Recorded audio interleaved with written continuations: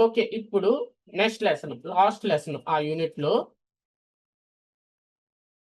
Last lesson lesson 4కెళ్దాం. Lesson 3 అంత మించి ఇంకేం లేదు. లెసన్ 4కొచ్చే లోపల లెసన్ 4 వచ్చి preparing the OS for an installation of an SAP system. OS ready చేసుకోండి. విండోస్ ఆపరేటింగ్ సిస్టమ్ అయితే విండోస్ ఆపరేటింగ్ సిస్టము, లైనక్స్ అయితే లైనక్స్ అనేది రెడీ చేసుకోండి అని చెప్తున్నాడు. You should use the pre request check tool to check the hardware. Pre request check అనేది ఉంటుంది installation ముందు. అంటే కరెక్ట్‌గా ఇన్‌స్టాలేషన్ స్టార్ట్ చేసే ముందు మనం ప్రీ రిక్వెస్ట్ చెక్ అనేది చేస్తాము. ఆ ప్రీ రిక్వెస్ట్ చెక్ అనేది ఏంటంటే అంతా కరెక్ట్‌గా ఉందా లేదా? ఏమైనా ఎర్రర్ ఉన్నాయా లేదా అనేది చెప్పద్ది. ఇదిగోండి ఇక్కడ చూడండి ఈ ఇమేజ్‌లో swap size condition not met అని ఉంది. ఇదేంటి స్వాప్ సైజ్ అంటే పేజింగ్ ఫైల్ సైజు. ఇక్కడ కండిషన్ నాట్ మెట్ అని ఉండకూడదు. ఓకే అని ఉండాలి. అంటే ఇది ఎర్రరు. ఇది సాల్వ్ చేసి ఇన్‌స్టాలేషన్ స్టార్ట్ చెయ్యి అని చెప్తున్నాడు. ఇదిగోండి ఇక్కడ నాకు కావాల్సిన రికమెండెడ్ స్వాప్ సైజ్ ఇది. నువ్విచ్చిన స్వాప్ సైజ్ ఇది. అందువల్ల కరెక్ట్‌గా లేదు అని చెప్తున్నాడు. అలాగే మీ డ్రైవ్ ఇప్పుడు ఏ డ్రైవ్‌లో మనం ఇన్‌స్టాల్ చేస్తామో ఆ డ్రైవ్ సెలెక్ట్ చేసుకొని రైట్ క్లిక్ ఇచ్చి ప్రాపర్టీస్ క్లిక్ చేసి ఇక్కడ మీ డ్రైవ్ ఎన్‌టిఎఫ్ఎస్ డ్రైవా కాదా అని చెక్ చేసుకోవాలి. ఎందుకంటే ఇప్పుడు నన్ను అడుగుతారు, సార్ ఇప్పుడు మనము ఎక్స్టర్నల్ హార్డ్ డిస్క్‌లో ఇన్‌స్టాల్ చేయవచ్చా ఎస్ఏపీ సాఫ్ట్‌వేర్ ఇలా నన్ను అడుగుతారు. అది మీ ఇష్టం. కానీ ఇన్‌స్టాల్ చేసే ముందు మీ డ్రైవ్ ఎన్‌టిఎఫ్ఎస్ డ్రైవా కాదా అని చెక్ చేసుకోండి. ఎందుకంటే ఎస్ఏపీ సాఫ్ట్‌వేర్ ఎన్‌టిఎఫ్ఎస్ డ్రైవ్‌లోనే ఇన్‌స్టాల్ అవుద్ది. ఫర్ ఎగ్జాంపుల్ ఇక్కడ చూడండి నా ఎక్స్టర్నల్ హార్డ్ డిస్క్ ఉంది. ఇది నా ఎక్స్టర్నల్ హార్డ్ డిస్క్. నా ఎక్స్టర్నల్ హార్డ్ డిస్క్ సెలెక్ట్ చేసుకొని రైట్ క్లిక్ ఇచ్చి ప్రాపర్టీస్ క్లిక్ చేశాను. ఇక్కడ చూసారా? నా ఎక్స్టర్నల్ హార్డ్ డిస్క్ ఎన్‌టిఎఫ్ఎస్ డ్రైవ్ కాదు. అంటే ఇప్పుడు నేను ఈ ఎక్స్టర్నల్ హార్డ్ డిస్క్‌లో నేను ఎస్ఏపీ సాఫ్ట్‌వేర్‌ని ఇన్‌స్టాల్ చేయలేను. ఎందుకు? క్లియర్‌గా చెప్పేసాడు. మీ డ్రైవ్ ఎన్‌టిఎఫ్ఎస్ డ్రైవ్ అవుతేనే ఆ డ్రైవ్‌లోనే ఎస్ఏపీ సాఫ్ట్‌వేర్ ఇన్‌స్టాలేషన్ సపోర్ట్ చేస్తదనేది చాలా క్లియర్‌గా చెప్పాడు. అదే ఇన్ఫర్మేషన్ మీకిస్తున్నాను. అంతే ఇప్పుడు నన్ను మీరు అడగవలసిన అవసరం లేదు. ఎక్స్టర్నల్ హార్డ్ డిస్క్‌లో ఇన్‌స్టాల్ చేయవచ్చా ఇయన్నీ నన్ను అడగాల్సిన అవసరం లేదు. మీరు ఏ డ్రైవ్‌లో అయితే ఇన్‌స్టాల్ చేయాలనుకుంటున్నారో ఆ డ్రైవ్ ఎన్‌టిఎఫ్ఎస్సా కాదా అని ఇన్‌స్టాలేషన్ ముందే చెక్ చేసుకొని ఎన్‌టిఎఫ్ఎస్ డ్రైవ్. ఓకే. ఈ డ్రైవ్‌లో నేను ఇన్‌స్టాల్ చేయగలను ఎస్ఏపీ సాఫ్ట్‌వేర్ అనేది మీకు ఒక ఐడియా వచ్చేసింది. పేజింగ్ ఫైల్ సైజ్ అంటారు. లేదా స్వాప్ ఫైల్ సైజ్ అంటారు. ఈ విధంగా చేయాలి ఇమేజ్ విధంగా. ఇది మీకు ట్రైనింగ్‌లో నేను చెప్తాను. ఇన్‌స్టాలేషన్ ముందు మీకు ఫ్రీ స్పేస్ ఉందా లేదా చెక్ చేసుకోమంటారు. ఇదిగోండి ఇప్పుడు నేను ఇక్కడ ఎస్ఏపీ సాఫ్ట్‌వేర్ ఇన్‌స్టాల్ చేసున్నాను. 849 జీబీలో 566 జీబీ ఫ్రీ స్పేస్ ఉంది. అంటే ఎంత పోయింది? ఒక 300 దాకా పోయింది. సో, ఇక్కడ అంటే మీకు అదే నేను చెప్తున్నాను. మీరు ఏ డ్రైవ్‌లో అయితే ఎస్ఏపీ సాఫ్ట్‌వేర్ ఇన్‌స్టాల్ చేయాలనుకుంటున్నారో, ఆ డ్రైవ్‌లో మినిమమ్ 300 జీబీ ఫ్రీ స్పేస్ ఉందా లేదా చెక్ చేసుకోవాలి. కానీ ఇన్‌స్టాలేషన్‌కి ఒక్కటే మినిమమ్ 300 జీబీ. తర్వాత పోను యూజ్ చేస్తుంటే ఆ స్పేస్ సరిపోదు. అందుకే ఇప్పుడు కొంతమంది నాకు సార్ మా ల్యాప్‌టాప్‌లో 500 జీబీ హార్డ్ డిస్క్ ఉంది సార్ అంటారు. 500 జీబీలో మీ ఆపరేటింగ్ సిస్టమ్‌కి ఒక 126 జీబీ అలా ఎళ్ళిపోయింటది. అప్పుడు మీ ఆపరేటింగ్ సిస్టమ్‌కి 126 జీబీ ఒక 150 ఎళ్ళిపోయింటది. ఇంకా ఆడుండేదంతా 300 జీబీ ఉంటది. 300 జీబీలో మీరు ఎస్ఏపీ సాఫ్ట్‌వేర్ ఇన్‌స్టాల్ చేస్తే అది ఇంక అయిపోయిందింకా. డ్రైవ్ ఫుల్ అయిపోయినట్టు. సో, అందువల్ల మనం ఎస్ఏపీ సాఫ్ట్‌వేర్ ఇన్‌స్టాల్ చేయాలంటే మీ ల్యాప్‌టాప్‌లో మినిమమ్ 1 టీబీ హార్డ్ డిస్క్ ఉండాలి. 1 టీబీ హార్డ్ డిస్క్ ఉంటే అప్పుడేంటంటే సి డ్రైవ్ మీరొక 300 జీబీ అలా పెట్టుకున్నారు. ఒక డి డ్రైవ్ మీరు 700 జీబీ పెట్టుకున్నారనుకోండి. ఆ డి డ్రైవ్‌లో ప్రశాంతంగా మీరు ఎస్ఏపీ సాఫ్ట్‌వేర్ ఇన్‌స్టాల్ చేసుకొని ప్యాచెస్ కూడా ఏసుకోవచ్చు. సో, అది మీరు చెక్ చేసుకోవాలి. Free space. మీ ఇన్‌స్టాలేషన్ యూజర్‌ని కూడా చెక్ చేసుకోవాలి. పేజింగ్ ఫైల్ సైజ్ అన్నీ కరెక్ట్‌గా ఉన్నాయో చెక్ చేసుకోవాలి. ఇంకోటి ఇన్‌స్టాలేషన్ 2 విధాలుగా ఉంటది. డొమైన్ ఇన్‌స్టాలేషన్, లోకల్ ఇన్‌స్టాలేషన్ అని. ఈ ట్రైనింగ్‌లో మనం చేసేది లోకల్ ఇన్‌స్టాలేషనే. కంపెనీలో కూడా కొన్నిసార్లు లోకల్ ఇన్‌స్టాలేషన్ చేస్తారు. కొన్నిసార్లు డొమైన్ ఇన్‌స్టాలేషన్ చేస్తారు. అంటే కంపెనీలో వాళ్ళకి డొమైన్ సర్వర్ అనేది ఉంటది. ఆ డొమైన్ సర్వర్ ఏం చేస్తుంటదంటే, ఆ సిస్టమ్ యొక్క ఐపీ అడ్రెస్ కంప్యూటర్‌ని మెయింటైన్ చేస్తుంటది. ఇప్పుడు మన మొబైల్ ఉంది. మన మొబైల్‌లో పేరు టైప్ చేస్తే ఆ పర్సన్ సంబంధించిన ఐపీ అడ్రెస్ చూపిస్తది. అంటే మొబైల్ నంబర్ చూపిస్తది. ఇప్పుడు మొబైల్ నంబర్ టైప్ చేసామంటే ఆ పర్సన్ సంబంధించిన పేరు చూపిస్తది. అలాగే మనం ఐపీ అడ్రస్ టైప్ చేస్తే ఆ సిస్టమ్ యొక్క కంప్యూటర్ నేమ్ చూపిస్తుంది. కంప్యూటర్ నేమ్ టైప్ చేస్తే ఆ సిస్టమ్ యొక్క ఐపీ అడ్రస్ చూపిస్తుంది. ఆ డొమైన్ సర్వర్ ఏం చేస్తుంటది అంటే కంపెనీ సర్వర్ లో ఉన్న సిస్టమ్స్ అన్ని యొక్క ఐపీ అడ్రస్ హోస్ట్ నేమ్ ని మెయింటైన్ చేస్తుంటది అది. సో కంపెనీలో కూడా డొమైన్ ఇన్స్టాలేషన్ చేయొచ్చు, మాక్సిమం డొమైనే చేస్తారు, లేదా లోకల్ ఇన్స్టాలేషన్. ఈ ట్రైనింగ్ లో మనం లోకల్ ఇన్స్టాలేషన్ అనేది చేస్తాము. అది ఇన్స్టాలేషన్ టైంలోనే మీకు తెలుస్తుంది. అలాగే మీ యూజర్ కి అడ్మినిస్ట్రేషన్ రైట్స్ ఉన్నాయా లేదా చెక్ చేసుకోవాలి. ఎలాగంటే ఇక్కడ సెర్చ్ క్లిక్ చేసి కంప్యూటర్ మేనేజ్మెంట్ అనేది ఓపెన్ చేయాలి. ఇదిగోండి, దీన్ని క్లిక్ చేసి ఇన్స్టాలేషన్ ముందే మనం చెక్ చేసుకోవాలి. ఇక్కడ లోకల్ యూజర్స్ అండ్ గ్రూప్స్ ని డబుల్ క్లిక్ చేసి ఇదిగోండి నా యూజర్ అడ్మినిస్ట్రేటర్ డబుల్ క్లిక్ చేస్తే మెంబర్ ఆఫ్ ట్యాబ్ క్లిక్ చేసి ఇదిగోండి నా యూజర్ కి అడ్మినిస్ట్రేటర్ రైట్స్ ఉన్నాయి. ఈ విధంగా ఇన్స్టాలేషన్ ముందు నీ యూజర్ కి అడ్మినిస్ట్రేటర్ రైట్స్ ఉన్నాయా లేదా అని చెక్ చేసుకోవాలి. లోకల్ ఇన్స్టాలేషన్ డొమైన్ అనేది డిసైడ్ అవుతాము. సో మనము ఎస్డబ్ల్యూపిఎం ఓపెన్ చేసేటప్పుడు ఎస్ఐడి ఏడిఎం అకౌంట్ లో లాగిన్ అవ్వకూడదు. నేను ఇప్పుడు ఇక్కడ ఎస్ఐడి ఏడిఎం అంటే ఇన్స్టాలేషన్ కంప్లీట్ అయ్యాక మనకి ఈ అకౌంట్ వస్తుంది. ఇన్స్టాలేషన్ ముందు ఈ అకౌంట్ ఉండదు, ఎస్ఐడి ఏడిఎం అనేది. ఇక్కడ చూడండి, ఇప్పుడు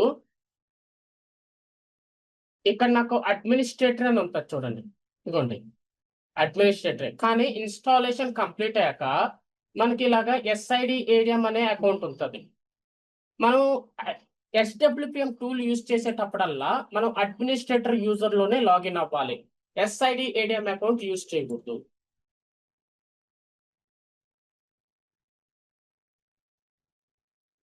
మనకి ట్రాన్స్పోర్ట్ డైరెక్టరీ అని ఉంటుంది. ట్రాన్స్పోర్ట్ డైరెక్టరీ ఇక్కడ ఉంటుంది, చూపిస్తాను చూడండి. This PC installation drive USR SAP ఇదిగోండి ట్రాన్స్. ఇది ట్రాన్స్పోర్ట్ డైరెక్టరీ. కంపెనీలో ఏం చేస్తారంటే ఈ ట్రాన్స్పోర్ట్ డైరెక్టరీని సపరేట్ గా ఒక సిస్టమ్ లో పెడతారు. ఆ ట్రాన్స్పోర్ట్ డైరెక్టరీకి అందరు యాక్సెస్ అయ్యేలాగా ఒక సపరేట్ సిస్టమ్ పెడతారు. అలా కూడా చేసుకుంటారు, కానీ ఈ ట్రైనింగ్ లో మనం అలా చేయాలి.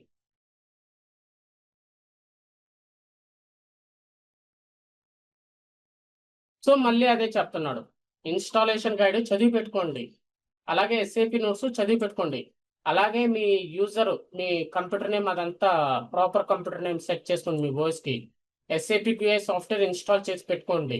అలాగే సాఫ్ట్వేర్స్ అన్ని రెడీ చేసి పెట్టుకోండి. మీ డ్రైవ్ ఎన్టీఎఫ్ఎస్ డ్రైవా కాదా చెక్ చేసుకోండి. మీ యూజర్ కి అడ్మినిస్ట్రేటర్ రైట్స్ ఉన్నాయా లేదా చెక్ చేసుకోండి అని చెప్తున్నాడు. అలాగే ప్రీ రిక్వెస్ట్ చెక్ అనేది చేయండి. ఇవన్నీ ఇన్స్టాలేషన్ ముందు చేసి అప్పుడు ఇన్స్టాలేషన్ స్టార్ట్ చేయాలి మనము. అంత మించి ఇంకేం లేదు. ఇది లైనక్స్ ఆపరేటింగ్ సిస్టమ్ ఇన్స్టాలేషన్ తర్వాత అప్పుడు మనం డిస్కస్ చేసుకుంటాం ఈ ఇమేజ్ గురించి. మనకి వేరే యూనిట్ లో వస్తుంది ఇదే ఇమేజ్, అప్పుడు మనం డిస్కస్ చేసుకోవచ్చు.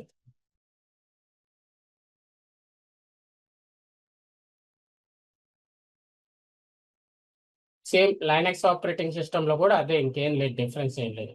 అది ఈ లెసన్. సో ఈ లెసన్ కూడా మనకి కంప్లీట్ అయిపోయింది. టోటల్ గా ఆ యూనిట్ అనేది కంప్లీట్ అయింది. ఇక్కడ మనకి what is the tool inside SWPM for an installation. SWPM లోపల మనకి ఏ టూల్ ఉంటుంది ఇన్స్టాలేషన్ కోసము? ఎస్డబ్ల్యూపిఎం లోపల మనకి ఏ టూల్ ఉంటుంది? R3 లోడా? కాదు. ఎస్ఏపి అప్ప? కాదు. ఎస్ఏపి ఐన్స్టీ? అవును. మనకి ఎస్డబ్ల్యూపిఎం లోపల ఎస్ఏపి ఐన్స్టీ ఉంటుంది. ఆ ఎస్ఏపి ఐన్స్టీని మనం డబుల్ క్లిక్ చేసి ఓపెన్ చేస్తాం సాఫ్ట్వేర్ ప్రొవిజనింగ్ మేనేజర్ని. ఎస్డబ్ల్యూపిఎం లోపల ఈ ఎస్ఏపి ఐన్స్టీ ఉంటుంది. దీన్నే మనం డబుల్ క్లిక్ చేసి సాఫ్ట్వేర్ ప్రొవిజనింగ్ మేనేజర్ని ఓపెన్ చేసి ఇన్స్టాల్ చేస్తాం. Which file records all the notification of every installation step. ప్రతి ఇన్స్టాలేషన్ స్టెప్ యొక్క నోటిఫికేషన్ ఎక్కడ రికార్డ్ చేసి ఉంటుంది? ఇదిగోండి sapinst_dv.log. sapinst_dv.log లో ప్రతి ఇన్స్టాలేషన్ స్టెప్ సంబంధించిన నోటిఫికేషన్ అంతా రికార్డ్ చేసి పెడుతుంది. Using the browser-based interface of sapinst, you can directly access the important log files. అవును, ట్రూ. ఇక్కడ ఏమని అడుగుతున్నాడు? మీరు ఇన్స్టాలేషన్ టైంలో మీరు యూజ్ చేసేది బ్రౌజర్ కదా, ఆ బ్రౌజర్ యూజ్ చేసి డైరెక్ట్ గా మీరు లాగ్ ఫైల్స్ కి యాక్సెస్ అవ్వచ్చా అనుకున్నాడు. అవ్వచ్చు, ట్రూ. అది మీకు లాస్ట్ క్లాస్ లో నేను చెప్పినాను. Before starting of installation of an SAP system మీకు ఏమేమి అవసరము, ఇన్స్టాలేషన్ ముందు ఈ మూడిట్లో మీకు ఏం అవసరం అని అడుగుతున్నాడు. Before starting the installation of an SAP system, మీరు ఎస్ఏపి సిస్టమ్ ఇన్స్టాల్ చేయకముందు ఈ మూడిట్లో మీకు ఏం అవసరం అంటున్నాడు. కన్వర్షన్ గైడా నాకు అవసరం లేదు, ఇన్స్టాలేషన్ గైడా నాకు అవసరము, సమ్ గైడా నాకు అవసరం లేదు. అంటే నాకు కావాల్సింది ఇక్కడ కేవలం ఇన్స్టాలేషన్ గైడ్ కావాలి. నాకు ఇక్కడ ఇన్స్టాలేషన్ ముందు ఈ మూడు ఆప్షన్స్ లో నాకు కావాల్సింది installation guide. Which characters installation guide మీరు డౌన్లోడ్ చేయాలంటే ఇక్కడ ఏంటంటే which characteristics help you identify the exact installation guide document. మీకు పర్టికులర్ గా ఇన్స్టాలేషన్ గైడ్ పర్టికులర్ మీరు ఏదైతే ప్రోడక్ట్ వర్షన్ ఇన్స్టాల్ చేస్తున్నారో ఆ పర్టికులర్ ప్రోడక్ట్ వర్షన్ సంబంధించిన మీకు ఇన్స్టాలేషన్ గైడ్ కావాలంటే ఈ ఆప్షన్స్ లో ఏం అవసరం అంటున్నాడు. Release of the SAP software to be install. అవును, ఇన్స్టాలేషన్ గైడ్ మనం డౌన్లోడ్ చేసేటప్పుడు ఏ ప్రోడక్ట్ వర్షన్ అనేది మనం సెలెక్ట్ చేసుకోవాలి, ఆపరేటింగ్ సిస్టమ్ కూడా మనం సెలెక్ట్ చేసుకోవాలి, అలాగే డేటాబేస్ కూడా మనం సెలెక్ట్ చేసుకోవాలి, హార్డ్వేర్ వర్చువలైజేషన్ మనం సెలెక్ట్ చేసుకోం. ఎందుకంటే మనం ఏ ప్రోడక్ట్ వర్షన్ ఇన్స్టాల్ చేయాలనుకుంటున్నామో అది ఏ ఆపరేటింగ్ సిస్టమ్ మీద ఏ డేటాబేస్ యూజ్ చేస్తున్నామని ఈ మూడు ఆప్షన్స్ మనం సెలెక్ట్ చేసుకుంటాం. ఈ మూడు సెలెక్ట్ చేసుకునే ఇన్స్టాలేషన్ గైడ్ ని మనం డౌన్లోడ్ చేస్తాం. అది మీకు చూపిస్తాను, మీకు చాలా క్లియర్ గా అర్థమవుతుంది. అంతే, నెక్స్ట్ మనం ఇన్స్టాలేషన్ టైంలో మీకు చూపిస్తాను. ఇంకా ఇన్స్టాలేషన్ ముందు విండోస్ ఓఎస్ లో మనము విండోస్ ఫైల్ సిస్టమ్ ని చెక్ చేస్తాము, అలాగే మన యూజర్ ని రెడీ చేసి పెట్టుకుంటాము. మన క్రియేట్ ద యూజర్ గ్రూప్ ఇది రాంగ్, మనం ఈ రెండే చేస్తాము. మనం మన విండోస్ ఫైల్ సిస్టమ్ NTFS కాదా చెక్ చేసుకుని మన యూజర్ ని రెడీ చేసి పెట్టుకుంటాము.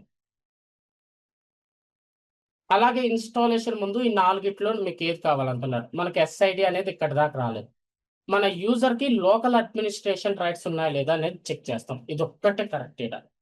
Needs to be named install wrong, అసలు మనం SID అనేది డిస్కస్ చేయలేదు, అందువల్ల ఈ రెండు రాంగ్. మనకేంటి కేవలం అడ్మినిస్ట్రేటర్ రైట్స్ కావాలి. ఇది ఇప్పుడు మీకు అవసరం లేదు. యాక్చువల్గా ఏంటంటే ఇది ఇదిగోండి 750 రిలీజ్ కదా, 750 రిలీజ్ 7.5 అంతే 750 రిలీజ్.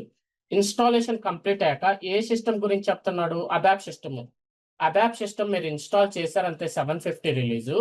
USR SAP ట్రాన్స్ ఉంటుందా, ఇదిగోండి మనది 750 రిలీజ్ అయ్యి ఇక్కడ ఇన్స్టాల్ చేసింది 752. ఇదిగోండి ఇన్స్టాలేషన్ తర్వాత USR SAP ట్రాన్స్ ఉంది అబాప్ సిస్టమ్ లో, ఇది right answer. USR SAP SID SYS ఉందా లేదా చెక్ చేద్దాం. ఇదిగోండి USR SAP SID SYS ఉంది, కరెక్ట్ ఆన్సర్ బి కూడా. ఇది wrong. USR SAP SID DVE BMGS అనేది రాంగ్. ఎందుకంటే ఇక్కడ 750 రిలీజ్ అన్నాడు, అదే 740 లోవర్ రిలీజ్ అయితే ఇది ఉంటుంది మనకి. 750 రిలీజ్ లో installation try USR SAP SID ఇదిగోండి డి ఇన్స్టాన్స్ నంబర్ అని ఉంటుంది. ప్రైమరీ అప్లికేషన్ సర్వర్ ఇన్స్టాన్స్ ఎలా ఉంటుంది అంటే డి ఇన్స్టాన్స్ నంబర్ అని ఉంటుంది. అదే 740 అండ్ లోవర్ రిలీజ్ లో ఇలా ఉంటుంది DVE BMGS అని. నేను చూపిస్తాను ఈ ట్రైనింగ్ లో, మీకు అంతా అర్థమవుతుంది. USR SAP SID SCS ఉంటుందా, SCS ఉండదు అబాప్ సిస్టమ్ లో, ASCS ఉంటుంది. USR SAP SID ASCS ఉంటుంది, SCS ఉండదు. ఇక్కడ క్లియర్ గా అబాప్ సిస్టమ్ అని అడిగాడు, అందువల్ల ఈ రెండు కరెక్ట్, ఈ రెండు ఉండవు. ఇదిగోండి ఫస్ట్ది SAP INST ఉంటుంది SWPM లోపల. ఇదిగోండి SAP INST_dv.log. ఇదిగోండి మనం డైరెక్ట్ గా బ్రౌజర్ యూస్ చేసి లాగ్ ఫైల్స్ ని యాక్సెస్ అవ్వచ్చు త్రూ. ఇదిగోండి మనకి ఇన్స్టాలేషన్ గైడ్ ఒక్కటే కావాలి. ఇన్స్టాలేషన్ ముందు మనం release operating system database select చేసుకుంటాం. ఇదిగోండి మనం విండోస్ ఫైల్ సిస్టమా మన యూజర్ రెడీగా ఉందా లేదా చెక్ చేసుకుంటాము. ఇదిగోండి మనకి ఇన్స్టాలేషన్ గైడ్ కావాలి, సారీ మన యూజర్ లోకల్ అడ్మినిస్ట్రేషన్ రైట్స్ ఉన్నాయా లేదా చెక్ చేసుకుందాం. ఈ రెండే కరెక్ట్ ఆన్సర్. సో మనం సక్సెస్ఫుల్ గా మనము లాస్ట్ క్లాస్ ఈ క్లాస్ ఈ రెండు క్లాసెస్ కలిపి మనం సక్సెస్ఫుల్ గా ప్రిపేరింగ్ అండ్ ఇన్స్టాలేషన్ అనే యూనిట్ ని కంప్లీట్ చేసేసాం. ఖచ్చితంగా ఎవరైతే ఎస్ఏపి బేసిస్ కోర్స్ నేర్చుకోవాలనుకుంటున్నారో వాళ్ళు ఈ ప్రిపేరింగ్ అండ్ ఇన్స్టాలేషన్ అనే యూనిట్ గురించి ఖచ్చితంగా తెలుసుకోవాలి. ఇప్పుడు ఏంటంటే ఇక్కడ జస్ట్ మనం థియరీ తెలుసుకున్నాము. మనం ఇన్స్టాలేషన్ చేస్తాం కదా, ఆ ఇన్స్టాలేషన్ టైంలో మళ్ళీ యూనిట్ అంతా మనకు అక్కడ కవర్ అయిపోద్ది. అంతే, ఇక్కడ థియరీ తెలుసుకున్నాం. అక్కడ ప్రాక్టీస్ చేసేటప్పుడు క్లియర్ గా మనకి ప్రీ రిక్వెస్ట్ చెక్ మనం చేస్తాం మన ఓన్ హ్యాండ్స్ తో. ఎలా ప్రీ రిక్వెస్ట్ చెక్ చేయాలని, మన డ్రైవ్ కి ఎన్టీఎఫ్ఎస్ డ్రైవా కాదని చెక్ చేస్తాం, మన ఓన్ హ్యాండ్స్ తో చేస్తాము. మన యూజర్ కి ఇన్స్టాలేషన్ రైట్స్ ఉన్నాయా లేదా చెక్ చేస్తాం మన ఓన్ హ్యాండ్స్ తో. అలాగే సాఫ్ట్వేర్ డౌన్లోడ్ సెంటర్ నుంచి ఏ సాఫ్ట్వేర్స్ కావాలో అన్ని డౌన్లోడ్ చేసుకుంటాం. ఇన్స్టాలేషన్ గైడ్ ఎలా డౌన్లోడ్ చేయాలి, ఎస్ఏపి నోట్స్ ఎలా డౌన్లోడ్ చేయాలి, ఇవన్నీ మనకి ఇన్స్టాలేషన్ లో స్టెప్ బై స్టెప్ మనకి కవర్ అయిపోద్ది. అప్పుడు ఏంటంటే ఈ యూనిట్ లో ముందే మనం థియరీ తెలుసుకున్నాం, అక్కడ ఇన్స్టాలేషన్ టైంలో మనం ప్రాక్టీస్ అనేది చేసేసాము. సో ఈ యూనిట్ కంప్లీట్ అయ్యాక మనకి యూనిట్ కంప్లీట్ అయింది కాబట్టి ఇంకా నెక్స్ట్ ఇదిగోండి ప్లానింగ్ అండ్ ఇన్స్టాలేషన్. ఇది కూడా ఇన్స్టాలేషన్ ముందే తెలుసుకోవాలి. ఈ యూనిట్ కంప్లీట్ అయ్యాక మనం ఇన్స్టాలేషన్కి వెళ్తాము. ఆ ప్లానింగ్ అండ్ ఇన్స్టాలేషన్ లో మనకి ఒకే ఒక లెసన్ ఉంటుంది. ఒక క్లాస్ లో మనం ఈ యూనిట్ ని కంప్లీట్ చేసుకోవచ్చు. ఆ యూనిట్ కంప్లీట్ అయ్యాక మనం ఇన్స్టాలేషన్ అనేది స్టార్ట్ చేసి ఎక్స్పెరిమెంట్స్ లో 1 by 1 టాపిక్ అనేది ఒక్కొక్క యూనిట్ కి వెళ్ళాలి. సో ఇలాగా మనం ముందు ఒక 3 యూనిట్స్ కంప్లీట్ చేశాక ఇన్స్టాలేషన్ అనే యూనిట్ కి వెళ్తాము. అలాగా ఆ బుక్స్ లో ఏవైతే యూనిట్స్ ఉంటాయో మనం బుక్స్ లో ఉన్న, అంటే మీకు ఫ్రాంక్ గా చెప్పాలంటే అందులో చెత్త కూడా ఉంటది. ఆ చెత్త చాలా చెత్త ఉంటది. మనకి అందులో కావాల్సిన రిక్వైర్మెంట్ ఎంత వరకు ఉందో అంతవరకు మనం గ్యాదర్ చేసుకుని పైనే అర్థం చేసుకుని దాని ప్రకారం మనం యూనిట్ 2 కంప్లీట్ చేసుకుంటూ వెళ్ళాలి. అంతే, మనం చాలా డీప్ గా వెళ్ళాలంటే చాలా నాన్ సెన్స్ ఉంటుంది. అంత మనకు అవసరం లేదు. సో థియరీ కొంచెం అర్థం చేసుకుని ఎక్స్పెరిమెంట్ కానీ చేస్తే మనకి ఎక్స్పెరిమెంట్ చేసినప్పుడు అర్థమైపోద్ది టాపిక్. ఇక్కడ ఏంటంటే ఒక ఎక్స్పెరిమెంట్ చేసేటప్పుడు ఎందుకు చేస్తున్నాం, ఏమిటి, అది ఏం అడుగుతుంది, మనం ఏమి ఇవ్వాలి, ఎందుకు అడుగుతుంది, అది మనం ఎందుకు ఇవ్వాలి, దానివల్ల యూజ్ ఏంటి, ఈ విధంగా కానీ అర్థం చేసుకుంటే అక్కడ మనకి ఎక్స్పెరిమెంట్ కవర్ అవుద్ది, థియరీ కూడా కవర్ అవుద్ది.